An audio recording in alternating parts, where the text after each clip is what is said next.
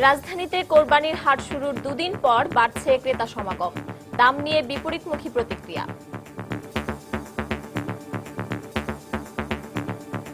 ছোট ছোট মনে করেন 50-53 গরু 1,20,25 চাইতেছে দাম। গতবারের তুলনায় মোটামুটি দামটা একটু চড়া যাচ্ছে। এবার তো খুব বিপদে আছি ভাই, যদি কাস্টমার গরু না কেনে তাহলে গরু ফেরত নিয়ে যেতে হবে। একটাও বেচা বিক্রি হয় না এখনো, যে মূল্যে কিনেছিস তা আমার পোষাচ্ছে না। চট্টগ্রামে কোটি কোটি টাকার গরু বিক্রি হলেও তদারকি নেই আয়কর বিভাগের। দেখছিলেন প্রধান শিরোনাম। দুপুরের সময়ের সঙ্গে আছি আমি পারমিতা হিম এবং সাজিদ রাজু। এবার অন্যান্য শীর্ষ সংবাদ। প্রিয়জনের সঙ্গে ঈদ উদযাপনে লঞ্চ ও ট্রেনে ঘরমুখো যাত্রীদের ভিড়। গাজীপুরে ঢাকা টাঙ্গাইল মহাসড়কে 20 কিলোমিটার এলাকা জুড়ে যানজট। ভিসা জটিলতায় এখনো হজে যেতে পারেননি 3 শতাধিক যাত্রী। অনিশ্চিত সময় কাটছে আশকোনা হজ ক্যাম্পে। হাবের অবহেলায় দায়ী বলছে এজেন্সিগুলো। চট্টগ্রাম বন্দরে বিপুল পরিমাণ ভারতীয় মুদ্রা উদ্ধারের ঘটনায় এক ব্যবসায়ী আটক। পরীক্ষা নিরীক্ষার জন্য আবারও খোলা হয়েছে কন্টেইনার। ভারত থেকে গরু আমদানি বন্ধ থাকায় নেতিবাচক প্রভাব পড়ার আশঙ্কা দেশের চামড়া শিল্পে। প্রত্যন্ত অঞ্চলে খামার গড়ে তোলার পরামর্শ ট্যানারি মালিকদের। এবং প্রধানমন্ত্রী শেখ হাসিনার সফরকে কেন্দ্র করে তৎপর যুক্তরাষ্ট্র আওয়ামী লীগ ও বিএনপি। বিক্ষোভ কর্মসূচির দ্বিধাবিভক্ত বিএনপির, সংবর্ধনা দেবে আওয়ামী লীগ।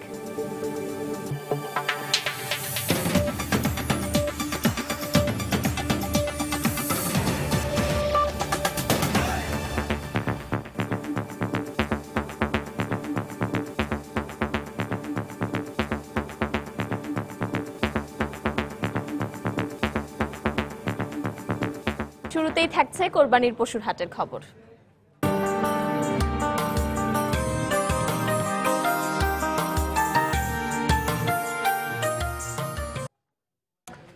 রাজধানীতে কোরবানির পশুর হাট শুরুর দুদিন পর আজ ক্রেতা সমাগম বাড়ছে।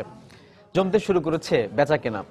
সকাল থেকে গুড়ি গুড়ি বৃষ্টি হলেও বেলা বাড়ার সঙ্গে সঙ্গে হাটগুলোতে ক্রেতার সমাগম বাড়তে শুরু করে। বিক্রেতারা বলছেন, ঈদের এখনো 3 দিন বাকি থাকায় ক্রেতারা পশুর দাম দর করলেও কিনছেন কম। তবে ঈদ এগিয়ে আসার সঙ্গে সঙ্গে পশুর বিক্রি বাড়বে বলে প্রত্যাশা করছেন বিক্রেতারা। এদিকে রাজধানীর হাটগুলোতে দেশের বিভিন্ন স্থান থেকে এখনো পশু নিয়ে আসছেন বিক্রেতারা। পশুর হাটে নিরাপত্তা রক্ষায় সব ধরনের প্রস্তুতি নেওয়া হয়েছে বলে জানিয়েছে আইন শৃঙ্খলা রক্ষাকারী বাহিনী। রাজধানীতে এবার ছোট বড় মিলিয়ে পশুর হাট বসছে 22টি।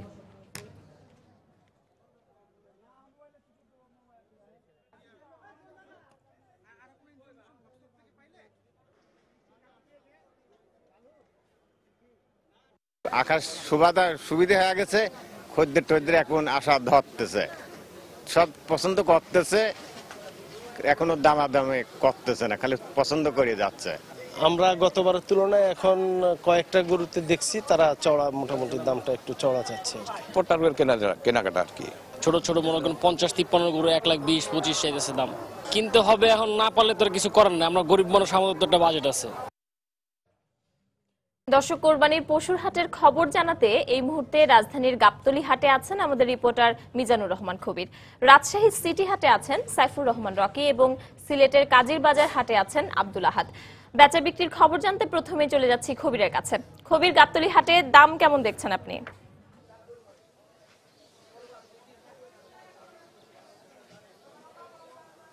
খবির, দাম কেমন দেখছেন আপনি? গরুর দাম কেমন গাবতলী হাটে? আর বৃষ্টির পরে আজকে তো মোটামুটি রোদ উঠেছে, আপনার কাছে কেমন মনে হচ্ছে ক্রেতাদের সমাগম?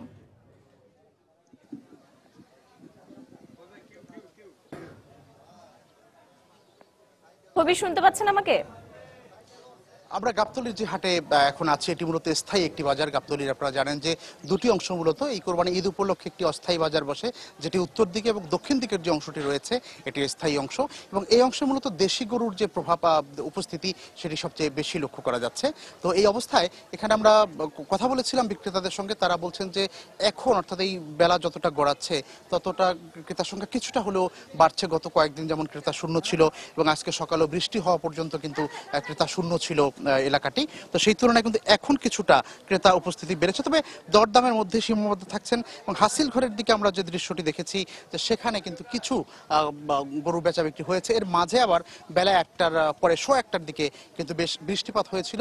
এখনো গুড়ি গুড়ি বৃষ্টি এখানে আছে এবং বারবার এই বৃষ্টিপাত হওয়ার কারণেই কিন্তু মূলত বিঘ্ন ঘটছে কোরবানির এই পশু কেনা বেচার ক্ষেত্রে, এমনটাই বিক্রেতারা আমাদের কাছে বলছেন। এবং এখানে আমরা দেখতে পাচ্ছি যে মূলত কুষ্টিয়ার যে ব্যবসায়ীরা আছেন তারা সবচেয়ে বেশি, একটু আগে কয়েকজনের সাথে কথা বলেছি, তারা বেশ হতাশাই প্রকাশ করেছেন যে অন্যান্য ঈদের এই সময়টিতে তারা যেমনটি দেখতেন যে বেশ জমজমাট থাকে এই পশুর হাট, কিন্তু এখন আজ পর্যন্ত বলা যায় এই সময়টা পর্যন্ত তেমন জমজমাট বলা যাবে না। তারা উপস্থিত হয়েছেন বিপুল সংখ্যক পশু নিয়ে এবং অনেক ক্রেতাও আমাদেরকে যে বিষয়টি জানিয়েছেন যে এর আগে ভারতীয় গরুর না আসার যে কারণ ছিল, তার ফলে একটি পশু শূন্যতার আশঙ্কা ছিল।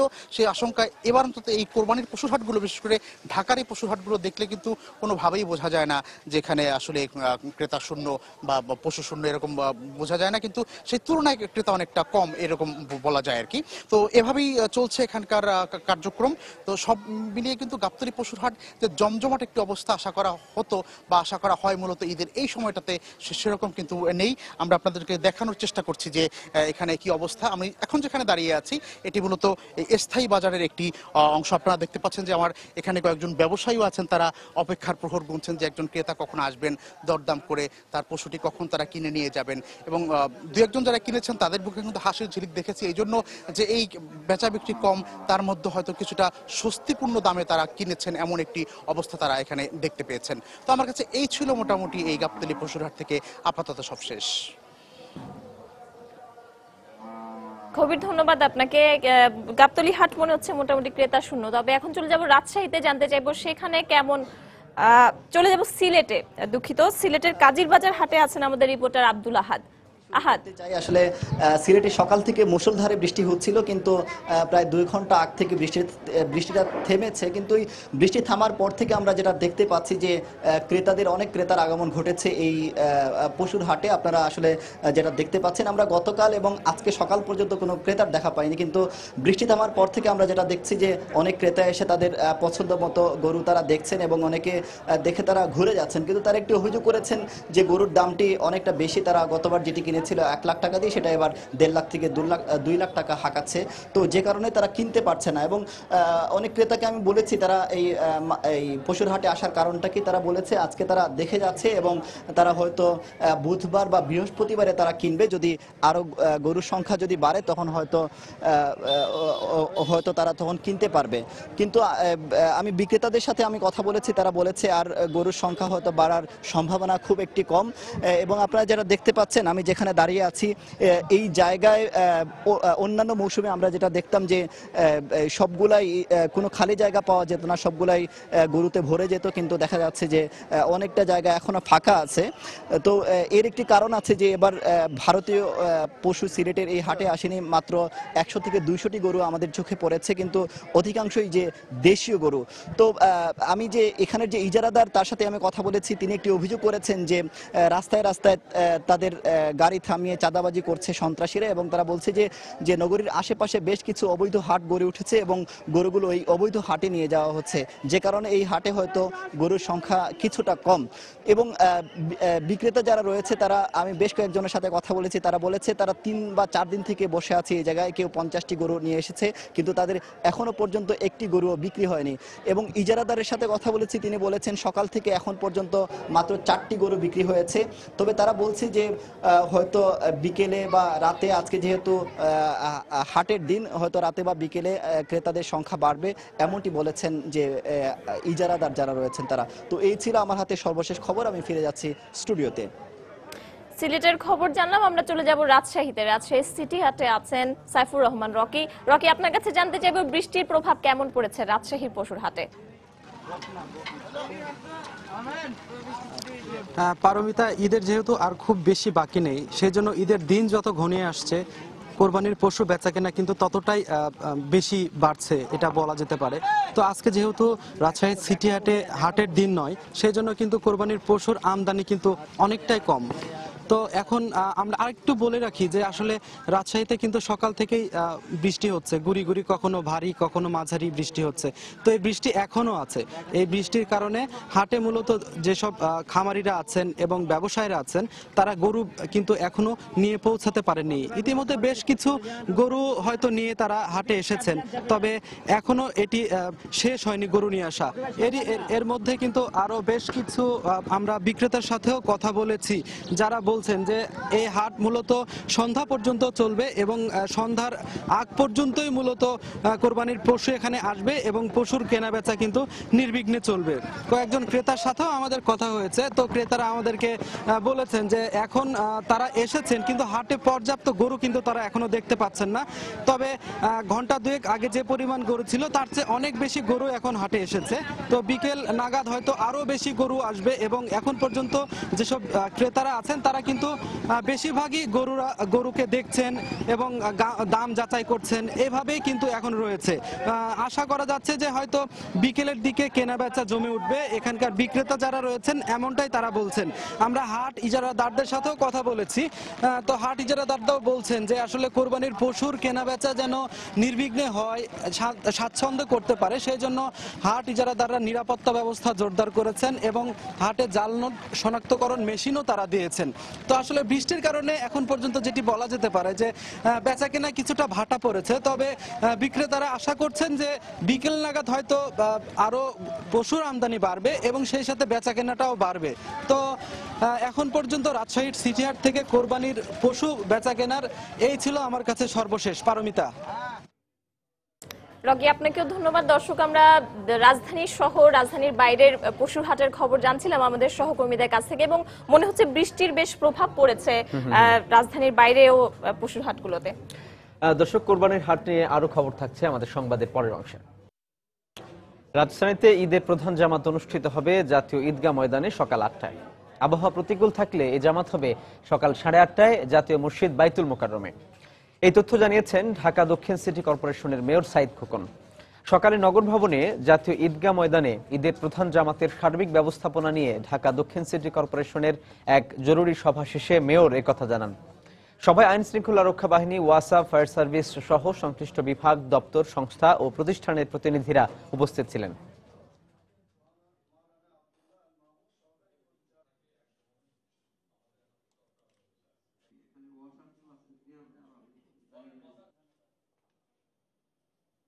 আমরা সার্বিকভাবে প্রস্তুতি এগিয়ে চলছে। প্রস্তুতির শেষ পর্যায়ে আমরা ঈদের জামাত আগামী 25শে সেপ্টেম্বর শুক্রবার সকাল 8টায় আবহাওয়া অনুকূল সাপেক্ষে অনুষ্ঠিত হবে ইনশাল্লাহ। এটাকে সুষ্ঠুভাবে সম্পাদন করার জন্য ডিএমপির সার্বিক সহযোগিতা চলছে, তারা কার্যক্রম করছেন। নিরাপত্তার বিষয়টা ঢাকা মেট্রোপলিটন পুলিশ, র্যাব সহ অন্যান্য আইন শৃঙ্খলা রক্ষায় নিয়োজিত বাহিনী সার্বক্ষণিকভাবে মনিটর করছেন এবং করবেন। নিশ্চিত নিরাপত্তা ব্যবস্থা থাকবে যাতে মুসল্লিদের কোনো সমস্যা না হয়, নিরাপত্তা বিঘ্নিত না হয়। ঈদ উল আজহার আর মাত্র 3 দিন বাকি। এরই মধ্যে বাড়ি ফিরতে শুরু করেছেন নগরবাসী। বৃষ্টি উপেক্ষা করে সকাল থেকেই রাজধানীর Kamalapur rail station, Sadarghat launch terminal ও বিভিন্ন বাস কাউন্টারে দেখা যায় ঘরমুখো মানুষের ভিড়। সোমবার সকাল থেকে গুড়ি গুড়ি বৃষ্টি মাথায় নিয়ে কমলাপুর রেল স্টেশনে আসতে থাকেন ঘরমুখো মানুষ। ঈদের আগ মুহূর্তের ঝামেলা এড়াতে অনেকে একটু আগে ভাগে যাচ্ছেন বাড়িতে। সকাল থেকে অধিকাংশ ট্রেন নির্দিষ্ট সময়ে যাত্রা করলেও দু একটি ট্রেন ছাড়তে দেরি করে। অধিকাংশ ট্রেন সময় মতো ছেড়ে যাওয়ায় যাত্রীদের মাঝে ছিল স্বস্তি। আমার নানু বাড়িতে দাদু বাড়িতে খুব মজা করবো। আর কোরবানি তো গরু কাটবে দেখবো, তো নানি বাড়িতে যাবো। নানি বাড়িতে তো আগে কখনো ঈদ করি নাই, এবার করবো। আমি কোরবানিদের সবচেয়ে মজার ব্যাপারটা হলো যে গরু কিনা, আর এটা তো মিস করা যায় না, তাই তাড়াতাড়ি বাড়ি যাওয়া। পরবর্তী দিনগুলোতে ট্রেন সময় মতো ছেড়ে যাবে এমন প্রত্যাশা রেল কর্তৃপক্ষের। সকাল থেকে এই পর্যন্ত 17টা গাড়ি বিভিন্ন গন্তব্যে ছেড়ে গেছে। মোটামুটি সব গাড়ি যথাসময়ে গেছে, তবে একটা ট্রেন মহানগর বিলম্বে আসার জন্য বিলম্বে গিয়েছে। আরগুলি মোটামুটি ভালোই চলে গেছে। আশা করি এভাবে যদি যায় তাহলে আমরা ভালোভাবে ঈদ উদযাপন করতে পারবো। প্রিয়জনদের সঙ্গে ঈদ আনন্দ সামিল হতে সদরঘাট লঞ্চ টার্মিনালেও ভিড় ছিল দক্ষিণাঞ্চলগামী মানুষের। ঈদ উপলক্ষে যাইতেছি, তারপরে ঈদের অনেক মজা হয়, আনন্দ হয়, এই জন্য যাইতেছি। ক্লাসমেটদের সাথে দেখা করবো, এলাকাবাসীর সাথে দেখা করবো, এই তো ঈদের আনন্দের জন্য যাচ্ছি। লঞ্চের ভাড়াটাও মোটামুটি ঠিক আছে, কোনো বাড়তি কোনো ভাড়া আমাদের কাছ থেকে আদায় করা হয় না। ট্রেন ও লঞ্চের পাশাপাশি রাজধানীর বিভিন্ন বাস টার্মিনাল থেকেও যাত্রী নিয়ে নির্ধারিত গন্তব্যে ছেড়ে গেছে দূরপাল্লার বাস। শাফিন জাহিদ, সময় সংবাদ, ঢাকা। গাজীপুরের ঢাকা টাঙ্গাইল মহাসড়কের ২০ কিলোমিটার এলাকা জুড়ে দীর্ঘ যানজটের সৃষ্টি হয়েছে। এতে চরম দুর্ভোগে পড়েছেন ঈদে ঘরমুখ যাত্রীরা। হাইওয়ে পুলিশ জানায়, চন্দ্রা থেকে টাঙ্গাইলের গোড়াই ও গাজীপুরের বাইপাস সড়ক পর্যন্ত রয়েছে তীব্র যানজট। মূলত কোরবানির পশু বোঝাই ট্রাক সহ অন্য যাত্রী পরিবহনের সংখ্যা বেড়ে যাওয়ায় এই যানজটের কারণ। এছাড়া টানা বৃষ্টিপাতে যানবাহনের গতি ধীর হওয়ায় ভোগান্তি বাড়ছে যাত্রী ও গাড়ি চালকদের। এদিকে মহাসড়ক স্বাভাবিক রাখতে বিভিন্ন পয়েন্টে পর্যাপ্ত তৎপর রয়েছেন আইন শৃঙ্খলা রক্ষা বাহিনীর সদস্যরা।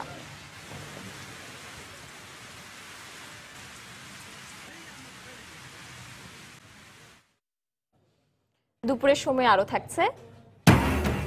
সৌদি আরবে সড়ক দুর্ঘটনায় নিহত ৩ বাংলাদেশের গ্রামের বাড়িতে শোকের ছায়া। উপার্জনক্ষমদের হারিয়ে দিশেহারা পরিবার, লাশ দেশে ফিরিয়ে আনার দাবি।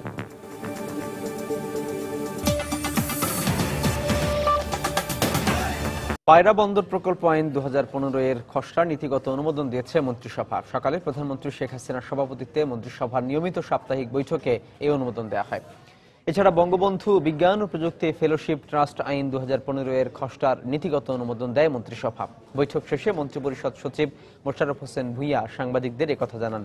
এ সময় উপস্থিত ছিলেন শিল্পমন্ত্রী আমির হোসেন আমু, বাণিজ্যমন্ত্রী তোফায়েল আহমেদ, কৃষিমন্ত্রী মতিয়া চৌধুরী সহ মন্ত্রিসভার অন্য সদস্যরা।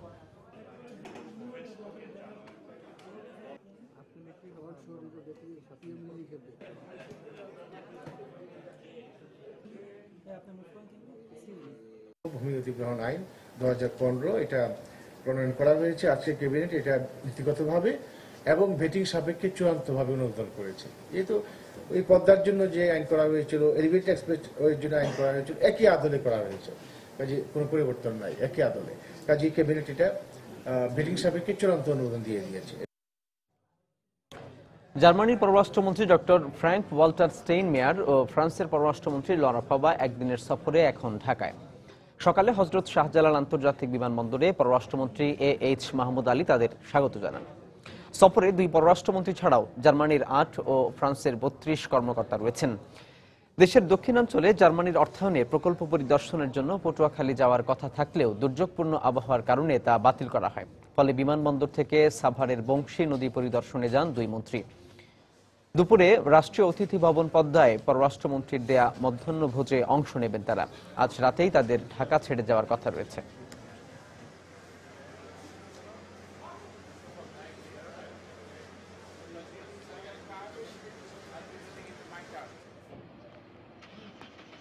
বাংলাদেশের সঙ্গে যে বন্ধুত্বপূর্ণ সম্পর্ক উভয় দেশের, এটাকে তারা আরো শক্তিশালী করতে চান এবং ইউরোপীয় ইউনিয়নের এই দুই দেশই হলো অন্যতম প্রধান চালিকা শক্তি।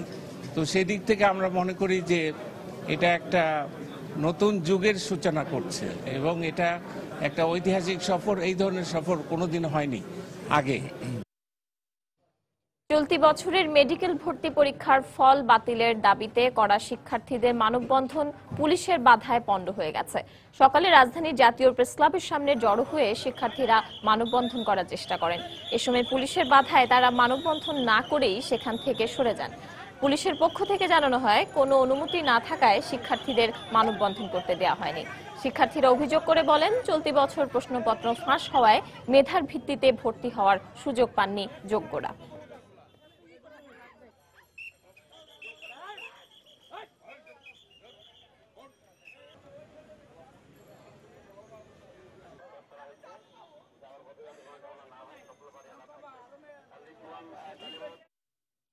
জাতিসংঘের সাধারণ পরিষদের ৭০তম অধিবেশনে যোগ দিতে প্রধানমন্ত্রী শেখ হাসিনার নিউ ইয়র্ক সফরকে কেন্দ্র করে যুক্তরাষ্ট্র আওয়ামী লীগ এবং বিএনপি আলাদা কর্মসূচি দিয়েছে। সুষ্ঠু নির্বাচন ও গণতন্ত্রের দাবিতে শেখ হাসিনার সফরের বিরুদ্ধে বিক্ষোভ করার কথা জানিয়েছে কমিটিবিহীন দ্বিধা বিভক্ত যুক্তরাষ্ট্র বিএনপি। আর প্রধানমন্ত্রীকে সার্বজনীন সংবর্ধনা দেয়া সহ বিভিন্ন কর্মসূচি হাতে নিয়েছে যুক্তরাষ্ট্র আওয়ামী লীগ। নিউ ইয়র্ক থেকে শিয়াবুদ্দিন কিস্টোর তথ্য ও আনোয়ার হোসেন বাবুর ছবি নিয়ে ডেস্ক রিপোর্ট। আজকে প্রধানমন্ত্রী শেখ হাসিনার সফরকে কেন্দ্র করে নিউ ইয়র্কের মিনি বাংলাদেশ এখন রাজনীতিতে উত্তপ্ত। যেখানে হাসিনা সেখানে প্রতিরোধ। এই কর্মসূচি সফল করতে কর্মী সমাবেশ সহ জনসংযোগ শুরু করেছে বিএনপি জামাত জোট। উনি যেদিন আসবেন ওদিন যুক্তরাষ্ট্র বিএনপির পক্ষ থেকে আমরা জেএফকে এয়ারপোর্টে বিএনপির নেতৃবৃন্দ, আমাদের কর্মী বাহিনী নিয়ে আমরা সবাই উপস্থিত থাকব ওনাকে সেখানে বিক্ষোভ প্রদর্শন করার জন্য। অন্যদিকে যুক্তরাষ্ট্র আওয়ামী লীগও নিজেদের দলের অভ্যন্তরীণ মতবিরোধ মিটিয়ে প্রধানমন্ত্রী শেখ হাসিনাকে সার্বজনীন সংবর্ধনা দিতে জোর প্রস্তুতি চালাচ্ছে। প্রতিবারের মতো এবারও আমরা সার্বজনীন নাগরিক সম্বর্ধনার আয়োজন করেছি এবং সেখানেও বিভিন্ন স্টেট থেকে আমাদের নেতাকর্মীরা আসবেন এবং প্রবাসী ভাই বোনেরা সে সম্বর্ধনা সভায় অংশগ্রহণ করবেন। জাতিসংঘের সাধারণ পরিষদের অধিবেশন শুরুর আগে 25, 26 ও 27 সেপ্টেম্বর পরবর্তী টেকসই উন্নয়ন এজেন্ডা শীর্ষক সম্মেলনে বক্তব্য রাখবেন প্রধানমন্ত্রী শেখ হাসিনা। সেখানে তার বিরুদ্ধে প্রতিবাদ জানানো হবে বলে জানালেন যুক্তরাষ্ট্রে বিএনপি ও 36 সহযোগী সংগঠনের জোটের আহ্বায়ক। ইউনাইটেড নেশনের ওনার ভাষণ থাকবে সেদিন যুক্তরাষ্ট্র বিএনপির পক্ষ থেকে ফার্স্ট এভিনিউ এবং 47 স্ট্রিটের কর্নারে আমাদের যুক্তরাষ্ট্র বিএনপির পক্ষ থেকে আমরা সেখানে কর্মসূচি দিয়েছি এবং যেদিন সেখানে উনি যুক্তরাষ্ট্রে বাংলাদেশিদের উদ্দেশ্যে হোটেলে ভাষণ দিবেন, ওনার হোটেলের সম্মুখে আমরা ইনশাআল্লাহ সেখানে প্রতিরোধ এবং প্রতিবাদ করব। এদিকে মুক্তিযুদ্ধের পক্ষের দলমত নির্বিশেষে প্রবাসীদের পক্ষ থেকে প্রধানমন্ত্রী শেখ হাসিনাকে সার্বজনীন সংবর্ধনা দেয়া হবে বলে জানালেন যুক্তরাষ্ট্র আওয়ামী লীগের সভাপতি ডক্টর সিদ্দিকুর রহমান। জননেত্রী শেখ হাসিনাকে বাংলাদেশের প্রধানমন্ত্রীকে কিভাবে তাকে সম্মান দেখে, কিভাবে তার প্রতি কৃতজ্ঞ সেই নেত্রীকে দেখার জন্য প্রবাসে আমরা সবাই অধীর আগ্রহ অপেক্ষা করছি। 24শে সেপ্টেম্বর পবিত্র ঈদ, সেই পবিত্র ঈদও আমরা ওনার সাথে ভাগাভাগি করে আমরা উদযাপন করব এবং 28শে সেপ্টেম্বর ওনার জন্মদিবস, যদিও উনি ঘটা করে কোনোদিন জন্মদিবস পালন করেন না, তবুও আমরা ওই দিনে দোয়া মাহফিল করব না জন্মদিবসে। এই সমস্ত কর্মসূচি আমাদের রয়েছে। আগামী 23 সেপ্টেম্বর নিউ ইয়র্কে পৌঁছানোর কথা রয়েছে প্রধানমন্ত্রী শেখ হাসিনার। সেখানেই আমাদের প্রতিরোধ। সময় সংবাদ, নিউ ইয়র্ক। রাজধানীর আশকোনায় হজ ক্যাম্পে এখনো ভিসা আর টিকিটের অপেক্ষায় প্রহর গুনছেন 3 শতাধিক হজ যাত্রী। আজকের মধ্যে সমস্যার সমাধান না হলে এবছর আর হজে যেতে পারবেন না তারা।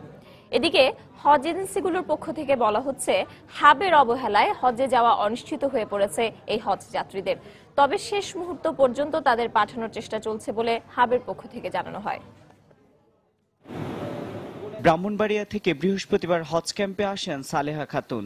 এই 4 দিনে সকাল ও সন্ধ্যায় ভিসা আর টিকিট পাওয়ার আশ্বাস দিয়ে তার সময় ক্ষেপণ করান হজ এজেন্সির লোকজন, কিন্তু শেষ মুহূর্তে এসে এসব আশ্বাসে হতাশ হয়ে পড়েন তিনি। ভিসাও দেয় না, টিকিটও দেয় না, আমরা 4 দিন আর 5 দিন এসে আমরা যাইতামও দেয় না, আবার আমরা হজে নিব, আজা নিব, কালা নিব, এইটাই করতেছে। এভাবে দেশের বিভিন্ন প্রান্ত থেকে আসা প্রায় 300-র বেশি হজ গমনেচ্ছু নারী পুরুষ এখন সময় কাটাচ্ছেন আশকোনা হজ ক্যাম্পের মসজিদ আর বারান্দায় শুয়ে বসে। এহরামের কাপড় পরে ফেললেও অনেকে পাননি ভিসা ও টিকিট। 3 দিন ধরে ঘরতে বাড়ি আইছি, যাইতে আসি না, টাকা পয়সা সবকিছু দিয়া দলালে কয় সকালে দিব, বিকালে দিব, 5টায় দিব, 10টায় দিব, এরকম করে একটা আছে। 17 তারিখে আপনাদের ফ্লাইট। আমরা আসলাম হজ ক্যাম্পে সকাল 11টার দিকে। এরপরের থেকে আমাদের এই পর্যন্ত আমরা এখানে বসে রয়েছি। সমস্যাটা ভাই আমাদের টিকিট নিয়ে এরা প্রতারণা করতে আছে। হজ এজেন্সি হামজা ইয়ারের 100 ও মাসুদ ট্রাভেলসের 36 যাত্রীর মতো অনেকের ভিসা ও টিকিট না হওয়ায় হাব কর্তৃপক্ষকে দুষছেন তারা।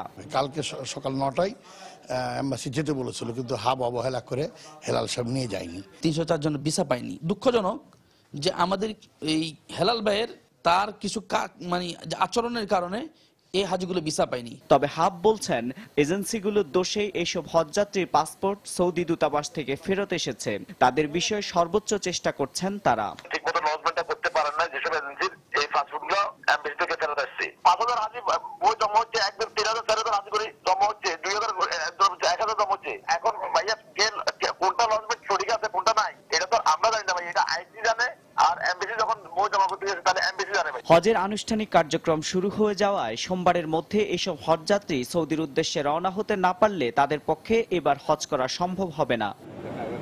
এমআর আমিন, সময় সংবাদ, ঢাকা।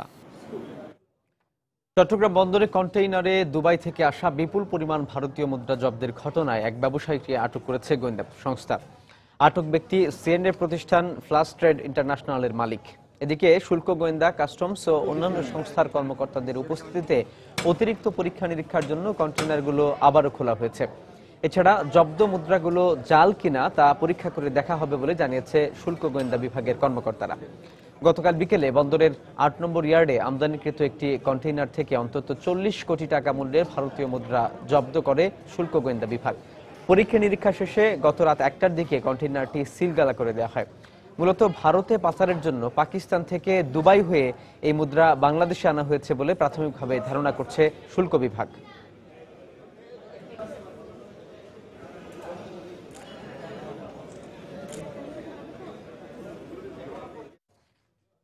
দর্শক, এই মুহূর্তে চট্টগ্রাম বন্দরে কন্টেইনার পরীক্ষা নিরীক্ষা চলছে, আর সেখানে আছেন আমাদের সহকর্মী হাজেরা শিউলি। সেখানকার সবশেষ খবর জানতে চলে যাচ্ছি তার কাছে। শিউলি। রাজু, আপনি জানেন যে গতকাল রাতে চট্টগ্রাম বন্দরের ৮ নম্বর ইয়ার্ড থেকে কাই পরীক্ষার সময় একটি ভারতীয় মুদ্রাভর্তি কন্টেনার জব্দ করা হয়েছিল। তবে গতকাল যেহেতু সব সংস্থার প্রতিনিধিরা উপস্থিত ছিলেন না, তাই কন্টেনারের কিছু পরীক্ষার পরে কন্টেনারটি সিলগালা করে দেওয়া হয়। তো আজকে দুপুর ১২টার পর সব সংস্থা, শুল্ক গোয়েন্দা, কাস্টমস, বন্দর এবং বিভিন্ন গোয়েন্দা সংস্থার উপস্থিতিতে কন্টেনারটি খোলা হয়েছে। এবং আপনারা দেখতে পাচ্ছেন যে এই মুহূর্তে গতকাল যে 4টি কার্টুনের 16টি সাব প্যাকেটে ভারতীয় মুদ্রা পাওয়া গিয়েছিল, এখন সেই মুদ্রাগুলো গণনা চলছে। এবং এরই মধ্যে কিন্তু বাংলাদেশ ব্যাংক থেকে মুদ্রা গণনার যন্ত্র আনা হয়েছে এবং মুদ্রা শনাক্ত, সেই মুদ্রাগুলো জাল কি আসল মুদ্রা সেটা শনাক্তের জন্য মেশিন আনা হবে বলে আমাদেরকে জানিয়েছিলেন শুল্ক গোয়েন্দা তদন্ত অধিদপ্তরের কর্মকর্তারা। তো মেশিনে বৈদ্যুতিক সংযোগ না থাকার কারণে এখনো ম্যানুয়ালি কিন্তু গণনা চলছে। এবং এই মুহূর্তে এখানে শুল্ক গোয়েন্দা তদন্ত অধিদপ্তরের মহাপরিচালক ডক্টর মনির ইসলাম খান উপস্থিত আছেন। এবং আমরা এর মধ্যে জানতে পেরেছি যে গত রাতে একজন এবং আজকে সকাল থেকে দুপুর পর্যন্ত যে আমদানিকারকের পক্ষে যে সিএনএ প্রতিষ্ঠান এই কন্টেনারটি খালাসের দায়িত্বে নিযুক্ত ছিলেন, সেই ফ্ল্যাশ ট্রেড ইন্টারন্যাশনালের মালিক শামীম সহ আরও 4 জনকে আটক করেছে গোয়েন্দা সংস্থার লোকজন। তবে এ বিষয়ে এখন আমাদেরকে পরিষ্কার করে তারা জানাননি। এখানে একটি বিষয় জানিয়ে রাখি যে এই মুদ্রাগুলো যেটা ধারণা করা হচ্ছে যে আন্তর্জাতিক কোনো পাচারকারী চক্র চট্টগ্রাম বন্দরকে নিরাপদ রুট হিসাবে ব্যবহার করে তো আবার ভারতে সেগুলো পাচার করার তারা চেষ্টা করছিল। এবং এই একই আমদানিকারকের মোট 4টি চালান এসেছিল এবং দুবাই থেকে গত 16 সেপ্টেম্বর এমভি প্রসপারাস জাহাজে করে এই চালানটি আসে। তবে আরও 3টি কন্টেনার সেগুলোতে আছে কিনা সেটা এখনো তারা জানতে পারেনি। তবে গোপন গোয়েন্দা তথ্যের ভিত্তিতে গতকাল কাই পরীক্ষার সময় কন্টেনারটি খোলা হয়। তবে আরও যে 3টি কন্টেনার আছে সেই 3টি কন্টেনারও চট্টগ্রাম বন্দর নিরাপত্তা হেফাজতে রাখা হয়েছে। তো কিছুক্ষণ পর হয়তো এই গণনা এখানে আরেকটি বিষয় জানিয়ে রাখি যে মোট কন্টেনারে 165টি কার্টুন রয়েছে, মাত্র 4টি কার্টুনই খোলা হয়েছে এবং এর মধ্যে আরও বেশ কিছু কার্টুন এখানে নামানো হয়েছে। এবং আমরা সেখানে দেখতে পেয়েছি যে গৃহস্থালী সামগ্রী, ফ্রিজ, কাঁচের জিনিসপত্র, কম্বল সহ বিভিন্ন ধরনের আসবাব জিনিসপত্র রয়েছে। তবে আর কোনো কার্টুনে এখন পর্যন্ত মুদ্রা পাওয়া যায়নি। তবে সবগুলো কার্টুন হয়তো পরীক্ষা করলে আরও বিপুল পরিমাণ মুদ্রা থাকতে পারে বলে ধারণা করছেন শুল্ক গোয়েন্দা তদন্ত অধিদপ্তরের কর্মকর্তারা। রাজু, এই ছিল আমার কাছে চট্টগ্রাম বন্দরে ভারতীয় মুদ্রা জব্দ করা কন্টেনারের সর্বশেষ তথ্য। দর্শক, চট্টগ্রাম বন্দর থেকে ভারতীয় মুদ্রা ভর্তি কন্টেইনার আটকের খবর জানাচ্ছিলেন সহকর্মী হাজেরা শিউলি। টাঙ্গাইলের কালীহাতিতে গুলিতে 4 জন নিহত হওয়ার ঘটনায় বিচার বিভাগীয় তদন্ত দাবি করেছে বিএনপি। দুপুরে নয়াপল্টনে দলের কেন্দ্রীয় কার্যালয়ে দলের আন্তর্জাতিক বিষয়ক সম্পাদক আসাদুজ্জামান রিপন এই দাবি তুলে ধরেন। এ সময় সরকার অদৃশ্য নীতির মাধ্যমে গণমাধ্যম নিয়ন্ত্রণের চেষ্টা করছে বলেও অভিযোগ করেন তিনি। সরকার গণতান্ত্রিক নয়, কিন্তু এট দ্য সেম টাইম এই সরকার সামরিক সরকারও নয়। সামরিক সরকারের আমলে যেই ধরনের ঘটনাগুলো ঘটে সেই ধরনের ঘটনাগুলোই ঘটছে। অথচ সরকার দাবি করতে চান গণমাধ্যম স্বাধীন। গণমাধ্যমের প্রতি সরকারের যে বৈরী নীতি, এই বৈরী নীতির আমরা প্রতিবাদ করছি। মানুষ মারার জন্য পুলিশ নয়, আমরা মানুষ হত্যাকারী পুলিশ আমরা দেখতে চাই না। যদি বিষয়টি আইনানুগ হতো, পুলিশের প্রবিধান মেনে হতো, তাহলে কিন্তু 7 জন পুলিশকে প্রত্যাহারের ঘটনা ঘটতো না। এই ঘটনার ব্যাপারে একটা বিচার বিভাগীয় তদন্ত আমরা দাবি করছি। সৌদি আরবের সড়ক দুর্ঘটনায় নিহত 3 বাংলাদেশি গ্রামের বাড়িতে শোকের ছায়া নেমে এসেছে। মাদারীপুর সদর উপজেলার মামুন, নাসির ও রিপনের বাড়িতে স্বজনদের আহাজারিতে ভারী হয়ে উঠেছে পরিবেশ। নিহতদের স্বজন ও এলাকাবাসীর একটাই চাওয়া, লাশ দ্রুত আনা হোক দেশে। এদিকে নিহতদের পরিবারকে আর্থিক সহযোগিতা দেওয়ার আশ্বাস দিয়েছেন স্থানীয় ইউপি চেয়ারম্যান। সঞ্জয় কর্মকার, অভিজিতের তথ্য ও শাহাদাত আকুনের ছবি নিয়ে ডেস্ক রিপোর্ট। সন্তানের এমন আকস্মিক মৃত্যুতে কোনো সান্ত্বনাই যেন থামাতে পারছে না স্বজনদের কান্না। স্ত্রীও শোকে পাথর। ৮ বছর আগে জীবিকার তাগিদে সৌদি আরব যান মাদারীপুর সদর উপজেলার মোস্তফাপুর ইউনিয়নের সুচিয়াভাঙ্গা গ্রামের মামুন ফকির। শুক্রবার রাতে তার মৃত্যুর খবরে কান্নায় ভেঙে পড়েন স্বজনরা। উপার্জনক্ষম স্বজনের মৃত্যুতে ঋণ পরিশোধ নিয়ে দুশ্চিন্তায় পরিবার। চারটা কিস্তি রয়ে গেছে, আমি আর কেমন করবো? আমার বাবা হয়তো আমার জায়গা বিদায় হয়ে গেছে। আমার হাজবেন্ড জরুরি ভাবে পাঠাইয়া দেন। অনেক কিছু কেনাকাটা করবে, আমার লেগে জিনিস কিনবে, ভিডিও মোবাইল কিনবে। ঈদের কেনাকাটার শেষে দেশে ফেরার কথা ছিল একই গ্রামের নাসিরের, কিন্তু নিয়তির কাছে হার মানতে হলো তাকে। আর একমাত্র উপার্জনক্ষম ব্যক্তিকে হারিয়ে দিশেহারা তার পরিবার। আর একই ইউনিয়নের ত্রিভাগদি গ্রামের রিপনের বাড়িতেও চলছে আহাজারি। আল্লাহ তো বলা লয়ে গেছে, আমি কিভাবে বাঁচবো? মায়া সান্না হয়েছে, ঘর দরজা কিছুই দিতে পারি নাই। এদিকে নিহতদের লাশ দ্রুত দেশে ফিরিয়ে আনতে পদক্ষেপ নিতে সরকারের প্রতি অনুরোধ জানিয়েছেন স্বজন ও এলাকাবাসী। ডিনাফিনা করিয়া টাকা জমি বিক্রি করিয়া পাঠাচ্ছিল, একমাত্র ছেলেই সম্ভব। আমার কাছে ফোন দিয়েছিল, ফোন দিয়ে বলছে যে কার কি লাগবে। বাইরে এবার মন থাকলে আমি তো গেলাম পাঠাম ভাই। সরকারের কাছে আমার আবেদন, আমার বাইরে যেন তাড়াতাড়ি আমাকে কাছে ফিরে। অন্যদিকে নিহতদের পরিবারকে আর্থিক সহযোগিতা দেওয়ার আশ্বাস দিলেন স্থানীয় ইউপি চেয়ারম্যান। যতটুকু সম্ভব ইউনিয়ন পরিষদের দ্বারা এবং ব্যক্তিগত পর্যায়ে তাদেরকে সহযোগিতা করব। গত 18 সেপ্টেম্বর সৌদি আরবের দাম্মামের উপশহর নারিয়ায় সড়ক দুর্ঘটনায় নাসির, মামুন ও রিপন নিহত হন। এই ঘটনায় আহত অপর দুইজনকে দেশটির একটি হাসপাতালে ভর্তি করা হয়। সময় সংবাদ, মাদারীপুর। ঐতিহ্যগতভাবে বড় আকৃতির গরু কুরবানি দেওয়ার কারণে দেশের গরু ব্যবসায়ীদের নজর থাকে চট্টগ্রামের দিকে। দেশের বিভিন্ন অঞ্চল থেকে বড় ষাঁড় বাছাই করে নিয়ে আসা হচ্ছে বাজারগুলোতে। কোনো কোনো গরুর দাম হাঁকা হচ্ছে 5 থেকে 10 লাখ টাকা পর্যন্ত, অথচ যথাযথ তদারকি না থাকায় লাখ লাখ টাকার গরু কেনা বেচার সঙ্গে সংশ্লিষ্টদের আয়করের ব্যাপারে অস্পষ্টতা রয়েছে। বিস্তারিত জানাচ্ছেন কমল দে। দীর্ঘদিন ধরে চট্টগ্রামের ঐতিহ্য চলে আসছে পরিবার প্রতি একাধিক পশু কোরবানির রীতি। এরই অংশ হিসেবে নগরীর প্রতিটি বাজারে এখন বড় বড় পশু আনা হচ্ছে। মূলত দেশের উত্তর এবং পশ্চিমাঞ্চলের জেলা রাজশাহী, নাটোর, চাঁপাইনবাবগঞ্জ, কুষ্টিয়া এবং মেহেরপুর থেকে আনা হচ্ছে কৃষকের পালা দেশি জাতের বড় গরু। আর এজন্য অঞ্চলভিত্তিক বাজারও গড়ে তোলা হয়েছে। কুষ্টিয়া, চাপাই, মেহেরপুর নামের এসব বাজারে 2 লাখ টাকার নিচে কোনো গরু নেই বললে চলে। আর সর্বোচ্চ গরুর দাম হাঁকা হচ্ছে 10 লাখ টাকা। আমি কুষ্টিয়া পাটিকা বাড়ি থেকে 12টা গরু আনছি। আমরা দাম চাচ্ছি এক একটা গরুর 4 লক্ষ 5 লক্ষ টাকা। এক্ষেত্রে মাত্রাতিরিক্ত দাম হাঁকার পেছনে কিছু কারণও দেখাচ্ছেন ব্যাপারীরা। একই সাথে ভারতীয় গরু আসতে শুরু করলে দেশীয় কৃষকেরা ক্ষতির মুখে পড়ার আশঙ্কা তাদের। গরু যদি প্রতিদিন তুলা ভুসি এই গুড় যদি খাওয়াতে হয় 400 খরচ হয়, তাহলে এক বছরে কয় টাকা আসে? 8টা গরুর দাম আমাদের দেশে খরচ খরচা দিয়ে 16 লাখ, এখানে দাম হয় 10 লাখ, তাতে 6 লাখ টাকা ঘাটতি এবং এইরকম চাষিদের অনেকেরই ঘাটতি। প্রতি বছর চট্টগ্রামের কোরবানির হাটগুলোতে শত কোটি টাকার লেনদেন হলো, আয়কর বিভাগের তেমন কোনো তদারকি নেই। ইনকাম ট্যাক্স রিটার্নে আইটি 10BB নামে একটা ফর্ম আছে। সেই ফর্মে যখন এই খরচটা আসবে তখন সেটা অটোমেটিক্যালি আমাদের ট্যাক্সের আওতায় চলে আসবে। জেলার 16টি উপজেলায় 221টি এবং নগরীর 10টি হাটে গরু কেনা বেচা শুরু হয়েছে। এছাড়া পাড়া মহল্লা ভিত্তিক হাট রয়েছে আরো কয়েকশো। সব মিলিয়ে এবার অন্তত 5 লাখ পশু বিক্রির আশা করছেন ব্যাপারীরা। দেশের উত্তর এবং পশ্চিমাঞ্চল থেকে আনা এসব গরুর দাম চাওয়া হয়েছে 5 থেকে 7 লাখ টাকা পর্যন্ত, কিন্তু বাজার জমে না ওঠায় এখন পর্যন্ত একটি গরুও বিক্রি হয়নি। তবে বিক্রেতারা আশা করছেন ঈদের আগে তারা এই দামেই এসব গরু বিক্রি করতে পারবেন।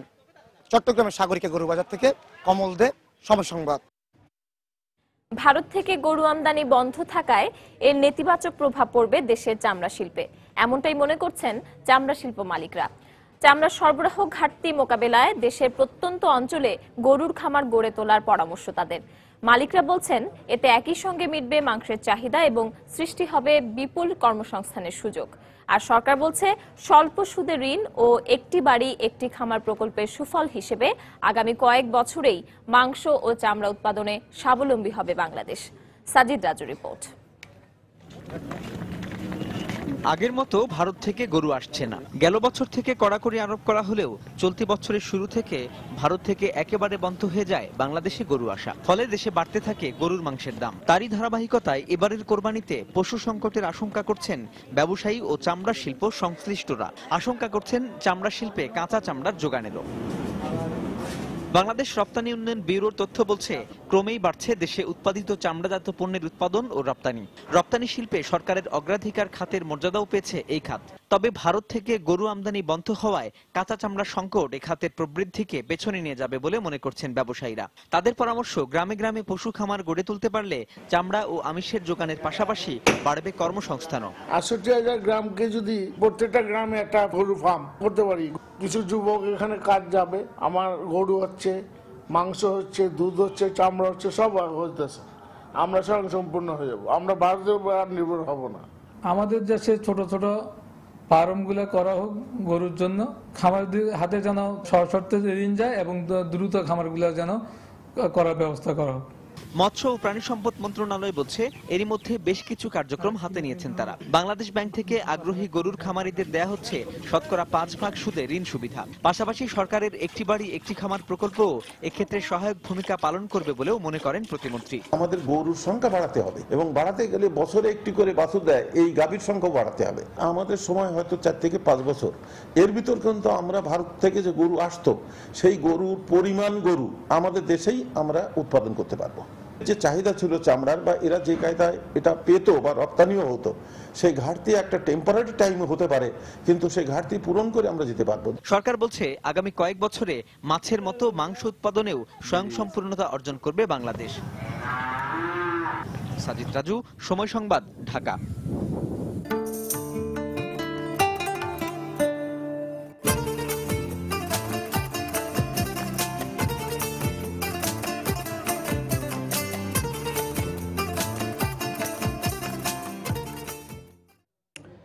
টাঙ্গাইল সদর উপজেলার বিএস বিশ্বেশ্বরী উচ্চ বিদ্যালয়ে পর্যাপ্ত টয়লেট না থাকায় চরম ভোগান্তি পোহাতে হচ্ছে স্কুলের শিক্ষক সহ শিক্ষার্থীদের। অন্যদিকে বয়সন্ধিকালে মেয়েরা পর্যাপ্ত সুযোগ সুবিধা এবং স্বাস্থ্যসম্মত টয়লেট না পেয়ে স্কুলে আসা বন্ধ করতে বাধ্য হচ্ছে। বেশিরভাগ স্কুলগুলোতেই এই ধরনের সমস্যা আছে স্বীকার করে দ্রুত ব্যবস্থা নেওয়ার কথা জানিয়েছেন জেলা মাধ্যমিক শিক্ষা অফিসার। টাঙ্গাইল থেকে কাদির তালুকদারের তথ্য ও রাশেদ খানের ছবি নিয়ে ডেস্ক রিপোর্ট। টাঙ্গাইল সদর উপজেলার ঘারিন্দা ইউনিয়নে 1926 সালে বিএস বিশ্বেশ্বরী মাধ্যমিক বিদ্যালয়টি স্থাপিত হয়েছে। স্কুলে দিন দিন শিক্ষার্থী বৃদ্ধি সহ নানা প্রয়োজনে বহুবার উন্নয়ন এবং সম্প্রসারণ করা হলেও স্বাস্থ্যসম্মত টয়লেট নির্মাণ করেনি স্কুল কর্তৃপক্ষ, যে কারণে স্কুলে প্রায় সহস্রাধিক শিক্ষার্থী, শিক্ষক ও কর্মচারী মাত্র 2টি টয়লেট ব্যবহার করতে বাধ্য হচ্ছে।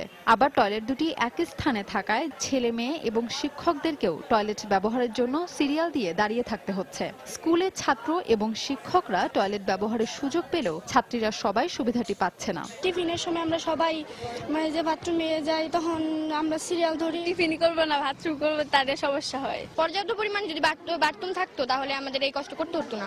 কর্তৃপক্ষের নিকট দ্রুত পর্যাপ্ত পরিমাণে স্বাস্থ্যসম্মত টয়লেট নির্মাণের দাবি জানান শিক্ষকরা। ক্লাস টাইমে 1-2 জন করে স্যার আমরা বাইরে যাই,